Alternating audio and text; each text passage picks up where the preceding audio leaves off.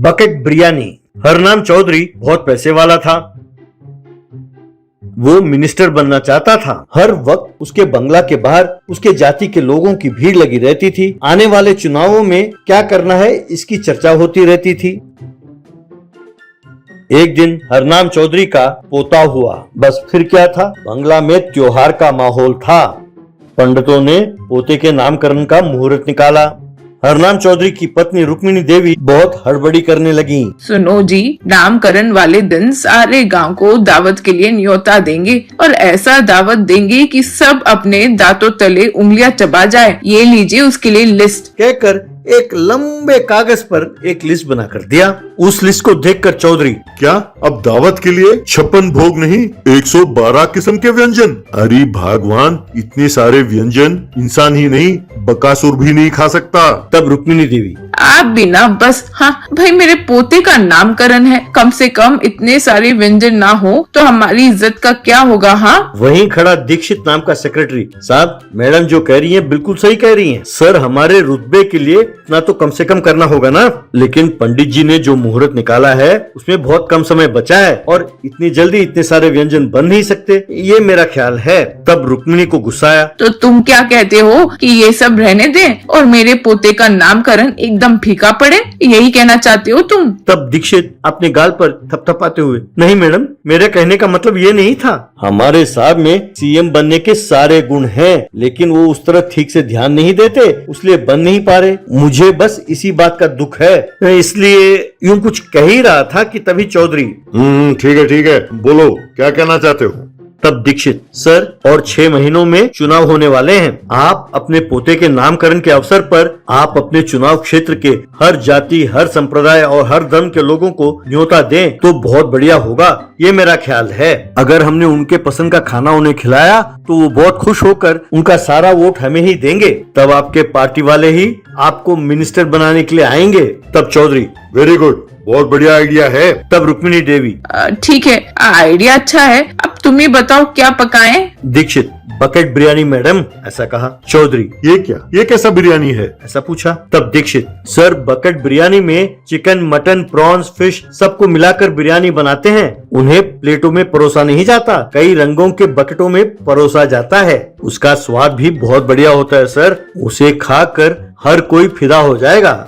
उसी गांव में परशुराम नाम का एक आदर्श युवक था जो एक एनजीओ चलाता था। उसके दोस्त और उसके हितैषी जो पैसे देते थे उससे वो एनजीओ चलाता था। हफ्ते में एक दिन वो गरीब लोगों के लिए सारे सब्जियों को मिलाकर एक बिरयानी बनाता और उनकी पोटलियां उनमें बांटता। एक दिन जब परशुराम खाने की पोटलियां बांट रहा था तब एक बूढ़ा गश खाकर नीचे गिरा और उसके सर पर चोट लगी। ये देखकर परशुराम, अरे ये क्या हो गया, कहकर उन्हें उठाया और ऑटो ऑटो कहकर आवाज देने लगा। तभी वहाँ एक स्कूटर आकर रुकी। स्कूटर चला रही लड़की, इस एरिया में ऑटो बहुत कम मिलते हैं, आप एक काम कीजिए, इन्हें पकड़कर आप पीछे बैठ जाइए, काफी खून बह रहा है, इन्हें तुरंत अस्पताल पहुंचाना होगा। ऐसा कहा। फिर दोनों मिलकर उस बूढ़े को अस्पताल ले गए और उसका इलाज कराया। फिर Parshuram, thank you very much, सही समय पर आप पहुंचे इसीलिए इनका इलाज हो पाया। आपका नाम क्या है? तब वो लड़की, मेरा नाम वंदना है, मैं एक पत्रकार हूँ। आप जितना सामाजिक जिम्मेदारी निभाते हैं, एक पत्रकार होने के नाते मेरी भी उतनी ही जिम्मेदारी है। आप एक काम क्यों नहीं करते? मेरे पिताजी एक बैंक मैनेजर है, मैं उनसे कहकर आपको लोन दिलाती हूँ। आप एक ऑटो खरीद लीजिए और उसे एक एम्बुलेंस के रूप में इस्तेमाल कीजिए। बूढ़ों के लिए और विकलांगों के लिए आपकी सेवा बहुत काम आएगी। परशुराम, आपका ये सुझाव बहुत बढ़िया है, ऐसा ही करते हैं। वहाँ पोते का नामकरण बड़े धूमधाम से हो रहा था।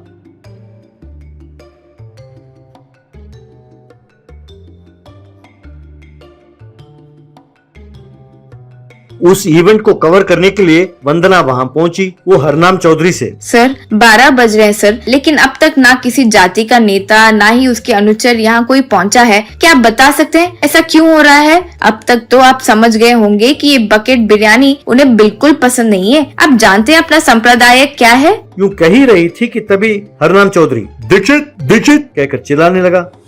तब दीक्षित वहाँ चुपचाप पहुँचा और सर मुझे अभी भी पता चला है कि हमने जिन नेताओं को बुलाया था वो सब चुपचाप दिल्ली पहुँच गए हैं और वहाँ अपने कुल के नेताओं से जा मिले हैं और उनसे पार्टी के इलेक्शंस के लिए टिकट मांग रहे हैं। सब अपना अपना उल्लू सीधा करने में लगे हैं सर। ये सुनकर रुक्मिणी देवी, अरे तुम्हारे बातों में आकर मैंने 1000 बकेट बिरयानी बनवाए हैं, अब इसे क्या करूं, अपना सर पीटूं? दीक्षित कुछ कहने ही वाला था कि तभी परशुराम वहां पहुंचा और वंदना, भाई तुमने तो कहा था कि खाने की पोटलियां बांटने में आज तुम मेरी मदद करोगी। मैंने तुम्हारे दफ्तर फोन किया तो उन्होंने बताया कि तुम यहाँ हो। तब वंदना, परशुराम 1 मिनट, अब इंटरव्यू समाप्त नहीं हुआ। फिर हरनाम से, आप अपने पोते का नामकरण इस हद पर मना रहे हैं कि सब सोच रहे होंगे कि सब में जरूर आपका राजनीतिक फायदा है, तो इसके बारे में आप क्या कहना चाहते हैं? यूं कहने लगी तब हरनाथ ने अपना छाती पकड़ा और सोफा पे जा गिरा। तब रुक्मिणी देवी तुरंत, जी ये क्या हो गया, ये क्या हो गया? कह के हिलाने लगी। तब परशुराम, मैडम आप इन्हें यूं ना हिलाएं, इन्हें तुरंत अस्पताल पहुंचाना होगा। तब रुक्मिणी, अरे ड्राइवर को बुलाओ। कहकर दीक्षित पर चिल्लाने लगी। तब दीक्षित, मैडम हमारे तीनों गाड़ियां काम से बाहर गई हैं। तब परशुराम, चिंता की कोई बात नहीं है, मेरा ऑटो एम्बुलेंस है यहाँ पर। कहकर उसने हरनाम को पकड़ा और उसे उठाया।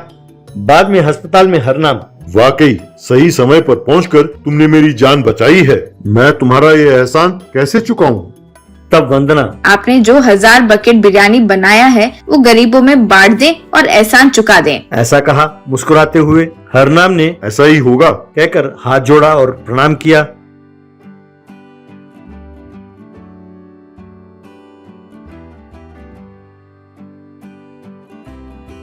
इस तरह परशुराम और वंदना ने उन बकेट बिरयानियों को गरीबों में बांटा।